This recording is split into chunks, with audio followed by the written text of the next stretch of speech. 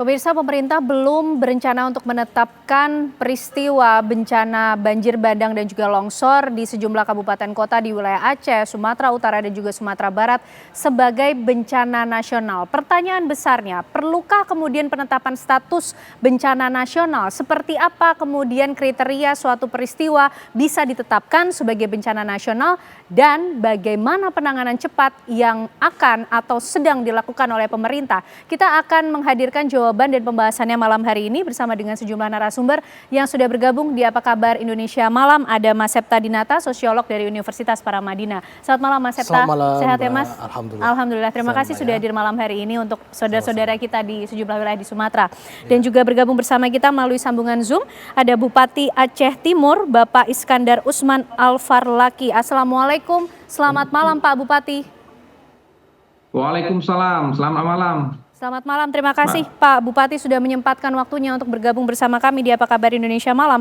Dan bergabung juga bersama kami ada Pak Abdul Mahari, Kepala Pusat Data Informasi Komunikasi BNPB. Selamat malam Pak Abdul. Baik, Pak Iskandar, Pak Bupati, kami ingin tahu terlebih dahulu informasi atau keadaan terkini Pak di Aceh Timur seperti apa pasca banjir bandang dan juga longsor yang terjadi Pak? Ya, kami sampai dengan saat ini memang beberapa kawasan airnya sudah surut, terutama kawasan yang dekat dengan pinggir jalan negara Medan Banda Aceh. Tetapi ada beberapa kawasan atau kecamatan kami yang masih terendam banjir dan ada kecamatan yang belum bisa kami tembus, artinya masih terisolir. Karena jalan yang putus, kemudian jembatan yang longsor, bahkan logistik makanan belum bisa kami pasok sampai dengan hari ini. Di pusat-pusat kota yang terdampak banjir itu daya rusaknya luar biasa. Ya, jalan aspal terkelupas, kemudian lumpur sangat tinggi di atas badan jalan. Di kawasan Barat Aceh Timur itu di Kecamatan Pantai Bidari ada 5 titik pengungsi dan 3 sudah kita deteksi dan 2 lagi belum terdeteksi sampai dengan saat ini. Ada sekitar 200 warga yang kabarnya belum kami dapatkan sampai dengan sekarang. Untuk masuk ke areal tersebut kami juga terkendala lumpur setinggi leher orang dewasa, itu panjang lumpurnya 8 kilometer. Kemudian apakah mereka mengungsi ke hutan juga kami belum bisa pastikan itu sebab semua jalur belum bisa kami tembus. Rencananya kami akan menurunkan bantuan menggunakan helikopter. Disinilah kami membutuhkan peran pemerintah pusat untuk segera membantu agar kami bisa keluar dari ancaman kematian kelaparan. Memang bantuan selama 5 hari terakhir, bantuan itu bersifat lokal. Saya beli dari kilang padi lokal, kemudian dari kios-kios di lokal semua saya kumpulkan dan stoknya semua habis. Baru tadi pagi itu bantuannya datang dari BNPB, tapi itu hanya beberapa, ya bukan beras. Beras 2 hari yang lalu bisa kami ambil dari Bulog di Langsa. Aceh Timur untuk Langsa juga tidak bisa diakses, hanya dalam 1-2 hari ini baru bisa kami akses. Kemudian Kabupaten Aceh Timur ini terkurung sebab dari Banda Aceh tidak bisa masuk bantuan, dari Medan juga tidak bisa masuk bantuan. Salah satu bantuan yang bisa masuk itu lewat jalur laut dan ada kapal angkatan laut yang sudah berangkat dari Belawan menuju ke Aceh Timur tapi belum bersandar. Oke, baik. Kita menuju ke BNPB juga Pak Abdul. Dari informasi dan juga update yang disampaikan tadi paling tidak dari Bupati Aceh Timur Pak. Seperti apa juga pendataan yang dilakukan oleh BNPB? Kita ingin tahu Pak, khususnya di wilayah Aceh Timur maupun juga wilayah lain di Sumatera Utara dan Sumatera Barat. Ya, untuk pendataan tentu saja kita terus berkoordinasi dengan pemerintah daerah, ya artinya data yang kita gunakan adalah data yang disampaikan oleh pemerintah daerah, termasuk juga dengan ketersediaan buffer stok logistik yang saat ini tersedia di daerah masing-masing. BNPB sendiri untuk Aceh itu saat ini punya 5 heli, ya, 4 heli dan 3 pesawat fixed-wing Caravan yang kita gunakan untuk distribusi bantuan logistik. Dan ini kita upayakan secara optimal tidak hanya ke Aceh, tidak hanya ke salah satu kabupaten, tapi kita upayakan menjangkau keseluruhan kabupaten kota. Ya. Memang untuk tonase bantuan menggunakan udara ini tentu tidak sebesar tonase bantuan kalau kita menggunakan jalur darat. Misalkan kalau dengan truk itu kita bisa 15 ton sekali jalan, kalau satu sorti dengan heli itu rata-rata 800 sampai 1,5 ton. Tetapi yang kita lakukan peningkatan sorti dan penambahan jumlah heli ini sedang terus kita upayakan supaya pengiriman bantuan via udara ini bisa kita perbanyak meskipun tonasinya tidak terlalu signifikan, tetapi sortinya kita perbanyak dan unit satuan udaranya kita tingkatkan. Oke. Selain itu juga untuk per hari ini kita juga mencoba dan sudah mengirimkan bantuan lewat laut. Nah ini cukup signifikan karena bisa sampai 40 ton tonase bantuan, yang tentu saja kalau sampai di daerah itu akan sangat signifikan dalam menambah buffer stok logistik pangan di daerah. Baik, Pak Abdul. Baik, Pak Abdul. Mas Septa, dari laporan langsung di lapangan tadi oleh Bupati Aceh Timur, pendataan yang dilakukan oleh BNPB, termasuk juga judul kita malam hari ini, Mas. Bagaimana melihat bencana yang terjadi di Aceh, Sumatera Utara, dan Sumatera Barat, kemudian pertanyaannya menjadi bencana nasional, publik juga mendesak mengenai penetapan status ini, Mas Septa?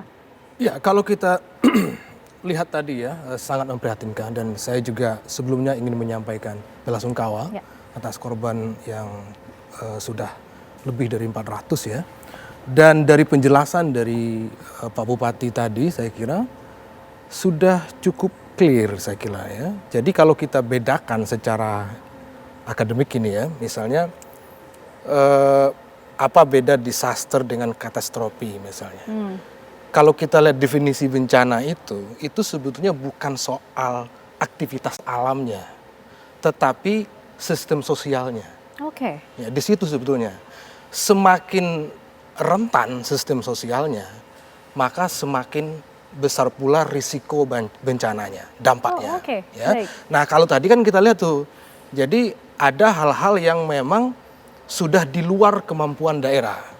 Nah kalau sudah di luar kemampuan daerah, itu artinya sistem sosial yang ada di daerah ini sudah tidak mampu lagi menangani khususnya daerah-daerah tertentu. Betul. Yang harus dijangkau dengan menggunakan alat-alat tertentu dan lain sebagainya. Bahkan beberapa bupati sampai membuat surat pernyataan tidak mampu melakukan penanganan di daerahnya. Betul sekali. Nah itu saya kira yang perlu menjadi perhatian. Karena begini, kalau kita lihat ini kan yang paling vulnerable ini, yang paling rentan ini adalah mereka yang berada di kelas masyarakat yang paling bawah ya. Nah korban-korban ini kan semuanya punya hubungan dengan sistem sosial. Ya, misalnya masyarakat yang rentan itu contohnya adalah mereka yang karena miskin rumahnya jelek. Lalu kemudian ada banjir, otomatis rumah-rumah yang tidak bagus secara fisik ini paling rentan terdampak. Kemudian mereka yang mungkin di sepanjang sungai karena nggak punya tanah terpaksa di situ. Nah jadi saya kira ini perlu menjadi perhatian. Ya, jadi tekanannya itu di sistem sosialnya ini. Pemerintah harus lebih, pemerintah pusat khususnya harus lebih sensitif melihat daerah-daerah yang betul-betul kapasitasnya ini terbatas. Jangan sampai keterlambatan ini itu membuat hal-hal yang tadinya harusnya bisa diantisipasi, bisa ditindak dalam waktu cepat menjadi menambah korban. Betul. Jadi penekanannya justru pada sistem sosialnya ketika suatu sistem bencana sosialnya terjadi. Harus betul-betul di-assess dengan jeli ya. Jangan kita hanya kemakan dengan pengambil kebijakan di pusat, misalnya lihat media sosial misalnya, dia harus memvalidasi, divalidasi, betul-betul divalidasi, dicek satu persatu, mana infrastruktur fundamental yang masih bisa bertahan, mana yang tidak, mana yang betul-betul membuat seperti tadi ada daerah yang betul-betul sudah terisolasi. Artinya untuk memberikan bantuan dan lain sebagainya itu sudah nggak bisa, karena memang sudah terputus infrastruktur utamanya. Oke, begitu. baik. Pak Iskandar, Pak Bupati, ini sejumlah bupati, termasuk kalau saya baca Pak Iskandar juga bersama dengan bupati di sejumlah wilayah di Aceh, sempat menyatakan kewalahan, sudah tidak mampu lagi melakukan penanganan darurat bencana, Pak. Seperti apa sih kesulitan ataupun tantangan yang dihadapi di lapangan, Pak Bupati? Ya, baik. Memang ada 3 kabupaten atau 3 bupati teman saya yang mengangkat bendera putih. Ya, mereka dari Aceh Tengah, Aceh Selatan, kemudian Pidie Jaya. Dalam rapat tadi malam saya masih bertahan. Artinya saya masih bekerja di lapangan. Hari ini juga saya baru pulang dari lapangan mengantar bantuan, bertemu dengan masyarakat dan menerobos daerah-daerah banjir. Kami kesulitan pertama menyangkut dengan alat berat yang tidak dimiliki oleh daerah. Kalaupun daerah punya alat berat tapi kondisinya rusak berat, tidak bisa kita fungsikan. Kemudian dari sisi anggaran, tidak mungkin daerah yang punya anggaran BTT-nya hanya 2 miliar, tapi saat ini seperti kondisi kami tersisa 800 juta rupiah, tidak mungkin kami menanganinya sendiri.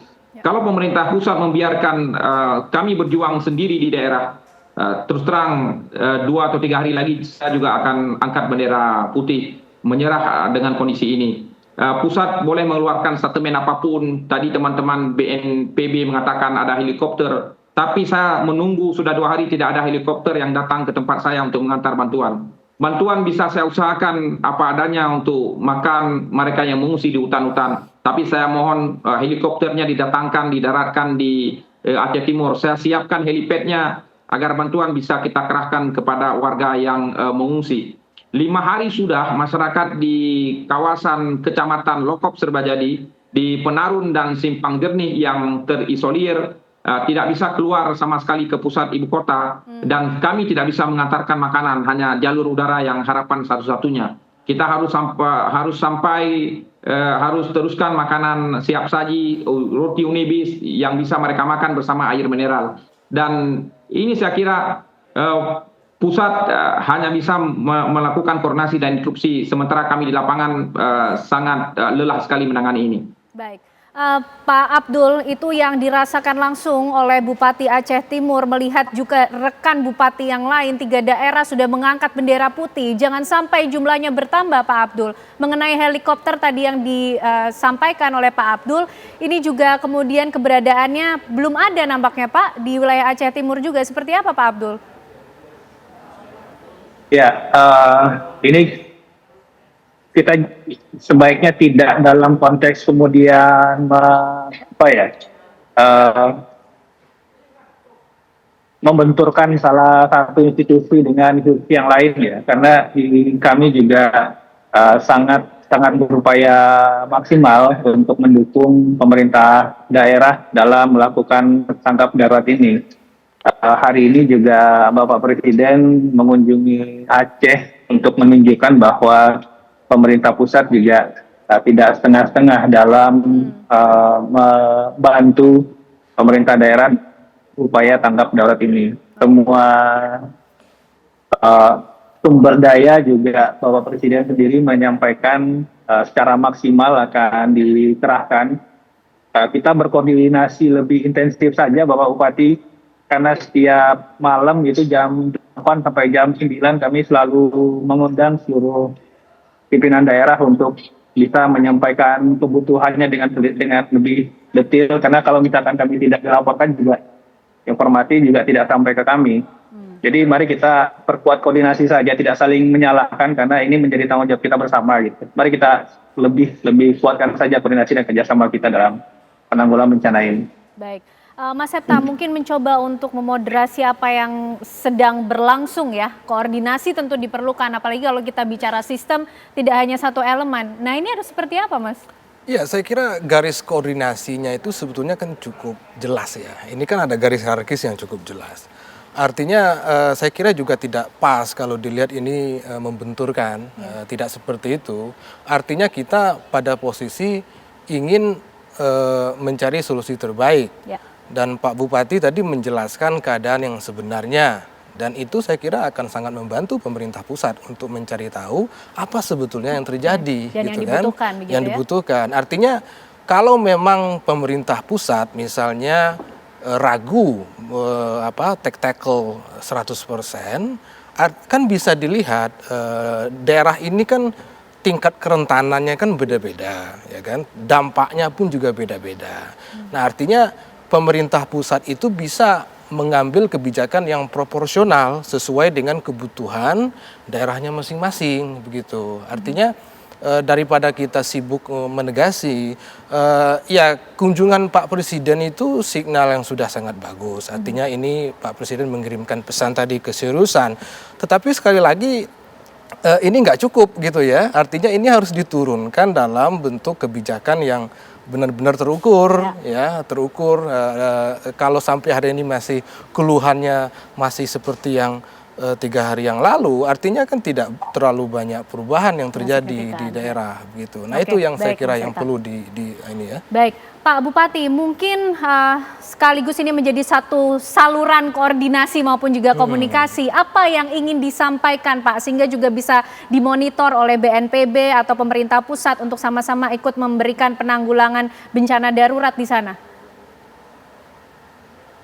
Ya.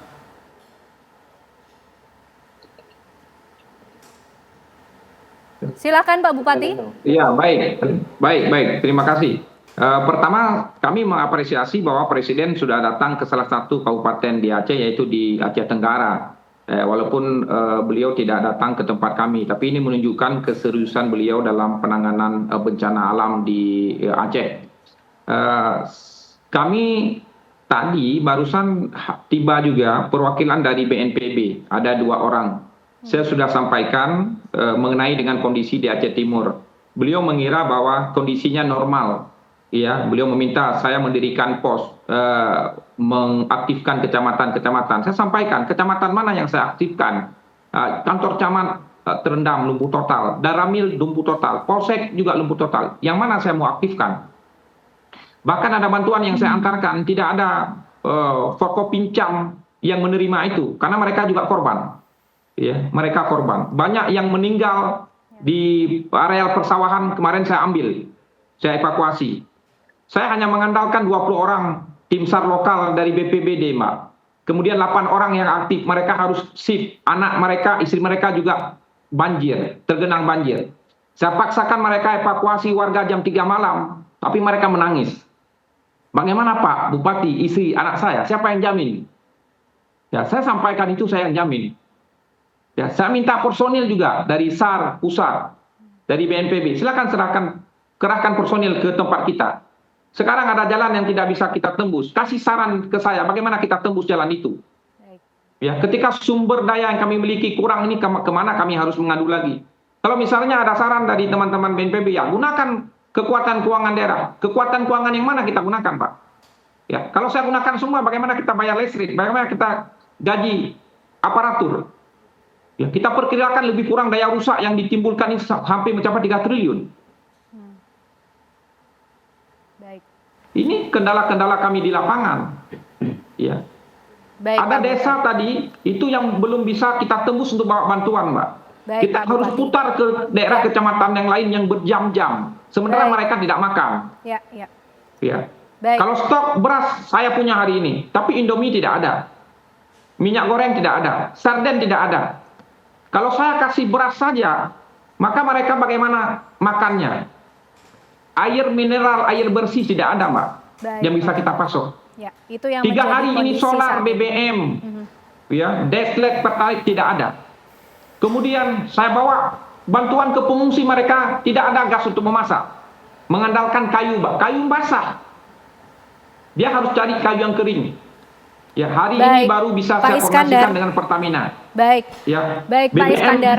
Ya. kita distribusikan ke Aceh Timur. Baik, malam hari ini kita tentu memiliki suatu gambaran yang sama lagi-lagi mengenai kondisi yang saat ini dihadapi oleh seluruh warga khususnya di Aceh Timur, bagaimana keprihatinan dan kesulitan yang dihadapi dan harapannya malam hari ini menjadi saluran koordinasi yang baik antara pemerintah daerah dan juga pemerintah pusat untuk mensinergikan upaya penanganan darurat. Terima kasih Pak Bupati Aceh Timur malam hari ini sudah bergabung bersama kami di Apa Kabar Indonesia Malam. Tentu doa dan seluruh bantuan serta dukungan dari masyarakat Indonesia untuk saudara-saudara kita di Aceh Timur dan upaya penanganan darurat dari bencana yang terjadi di sana yang terbaik. Terima kasih Pak Bupati, selamat malam, Assalamualaikum. Ya, sama-sama.